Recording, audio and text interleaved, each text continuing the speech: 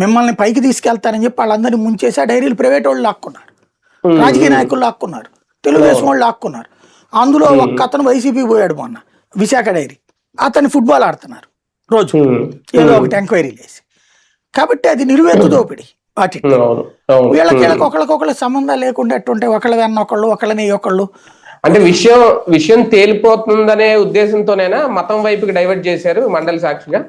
అంటే ఇక్కడ బేసిక్గా తెలుగుదేశం ఒకటి తెగించేసింది రెండు కోణాల్లో. మనం ఒక కోణమే చూస్తున్నాం, మతం కోణం తీసుకెళ్తున్నారు. వాళ్ళ లెక్క ఏంటంటే ఇవాళ అవునన్నా కాదన్నా దేశవ్యాప్తంగా ఒక హిందుత్వ చైతన్యం వచ్చింది. భారతీయ జనతా పార్టీ వలన కాదు ఇది జరిగింది.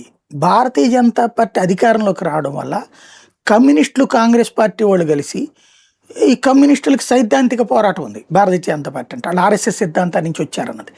ఆ కోపంతో వాళ్ళు హిందుత్వానికి సంబంధించి రోజు ఒక లోపాన్ని ఎత్తి చూపెడుతుంటారు కమ్యూనిస్టులు. నెంబర్ 1. నెంబర్ 2, ముస్లిం అప్పీజ్మెంట్తోనే సుదీర్ఘకాలం పాటు ఈ దేశాన్ని పరిపాలించినటువంటి కాంగ్రెస్ పార్టీ ఈ హిందుత్వ అనుకూలతని ముస్లిం ద్వేషం కిందను చూపించే ప్రయత్నం చేస్తున్నది రోజు. చేసినప్పుడు ఏం చేస్తారు, వీళ్ళిద్దరిట చేసినప్పుడు దానికి ఆన్సర్ చేస్తారు హిందువులు. ఈ ఆన్సర్ చేసినప్పుడు అది ముస్లిం మీద ద్వేషంగానో క్రైస్తవ ద్వేషంగానో కనబడుతుంది వాళ్ళ పోస్టులు. దాని వలన ఇక్కడ ముస్లింలు రెచ్చిపోయి కామెంట్ చేస్తున్నారు. ఇదేమవుతుంది, ఒక సామరస్య వాతావరణం కాదు, రాజకీయ అంటే